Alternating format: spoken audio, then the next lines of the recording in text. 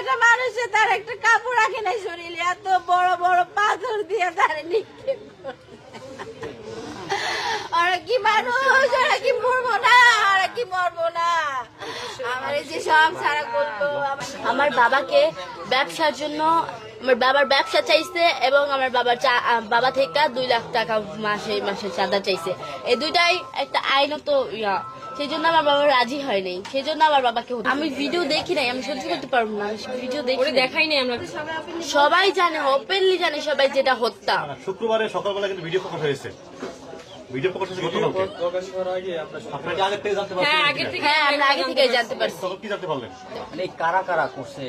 আমি সবার নাম তো জানি না, কিছু মানুষের নাম জানি, যেরকম টিটু, মইন, ছোট মনি, লম্বা মনি, তারপর রনি, কামাল না, কাউসার মোল্লা, কাইয়ুম মোল্লা, কায়সার হচ্ছে ফোন দিছে। হ্যাঁ, যখন আমার মামা বাসায়, ওই কাউসার ফোন দিয়ে আমার মামার বাসা থেকে বের করছে, বলছে যে তুমি তাড়াতাড়ি আসো, তুমি তাড়াতাড়ি আসো, দোকানে আসি, তুমি তাড়াতাড়ি আসো। ওনারে অনেক রকমের মানে মেন্টাল ক্রিয়েট করছে। কোশ্চেন গুলো ওকে না করে আচ্ছা, ভিডিওটা পরে প্রকাশ হওয়ার কারণটা ছিল কি? পরে হচ্ছে গিয়া আমি প্রেস ক্লাবে গিয়েছিলাম, বরগুনা প্রেস ক্লাবে। আমার কাছে তার আগে অনেক ভিডিও ছিল, হিউজ পরিমাণে ভিডিও ছিল আমার কাছে।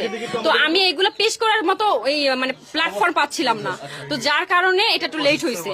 আর এই আমার কাছে যে আপনার পাথর নিক্ষেপের ভিডিওটা আসছে আপনার আগামীকাল 9টার দিকে, সকাল বেলা 9টার দিকে। তো ওইটাই আমি আমার একটা কলেজ, আমি বরিশাল ভার্সিটিতে পড়ি, তো ভার্সিটির আমাদের পেজ আছে, পেজে আমি এটা আপলোড করি। আপলোড করার পরে এটা অনেকটা মানে 1 ঘন্টা না 1.5 ঘন্টার মধ্যে এটা সবার কাছে ছড়াই যায়। হ্যাঁ হ্যাঁ, এটা প্রকাশ হয়েছে কালকে। কারণ আর এর আগেও আমার অনেকগুলো ফুটেজ ছিল, সিসিটিভি ফুটেজ আছে 7টা। সেটা হচ্ছে গিয়ে আপনার ওই যে আমার মামার সাথে যখন অফিসে বসে কথা হয় আমার মামারে, তখনই তারা ওইখানে বসে মারামারি শুরু করছে। শুরু করার পরে আমার মামার টানা হিস্ট্রা করে বাইরে নিয়ে আসছে এবং ঈদ দিয়ে মাথা থাতলাই দিছে। আর এখানে একটা শুট করা হয়েছে আমার মামা, এটা কিন্তু এটা করা হয় নাই। হ্যাঁ হ্যাঁ, বন্ধুত্ব ছিল। এই যে মুবিন উনি, হ্যাঁ মুহিন, উনি হচ্ছে গিয়া ওনার যে বাসার খাটটা পর্যন্ত আমার মামা কিনে দিচ্ছে।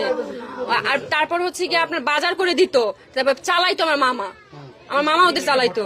এত বড় একটা ঘটনা ঘটেছে, এর ভিতরে কোনো ধরনের প্রবলেম হয়েছিল কিনা? বা প্রবলেম বলতে আমি বলছি 2020 থেকে 25 সালে এই 5টা বছর আমার মামা অনেকটা ডেভেলপ করে তার ব্যবসায় এবং অনেক ভালো ছিল আলহামদুলিল্লাহ। তার সন্তান ওয়াইফ নিয়ে অনেক ভালো ছিল, ভালোই দিন কাটতেছিল এবং সে একটা লাক্সারি লাইফ বিলং করতেছিল। তো ওইটা তার বন্ধুদের এটা সহ্য হচ্ছিল না যে ও এত ভালো, তাহলে আমরা এরকম কেন, তাহলে তার মানে আমাদের কিছু একটা করতে হবে। কারণ মানুষ তো লোভে পড়ে সবকিছু করে, এই জন্য ওরা লোভে পড়ে আমার মামার এই কাজটা করছে। আমার মামারে বলছে যে হয় তুমি তোমার এই যে সোহানা মিটালটা আমাদের দিয়ে দাও, আর যদি তুমি সেটা না করো তাহলে প্রত্যেক মাসে আমাদের 2 লক্ষ টাকা করে তোমাকে দিতে হবে। এখন আমার মামা বলছে যে আমি কষ্ট করে এগুলো সবকিছু আমার নিজের পরিশ্রম দিয়ে এগুলো করছি আমার বাচ্চাদের ভবিষ্যৎ গড়ার জন্য, আমি তোমাদের কেন শুধু শুধু 2 লক্ষ টাকা চাঁদা দিতে যাবো।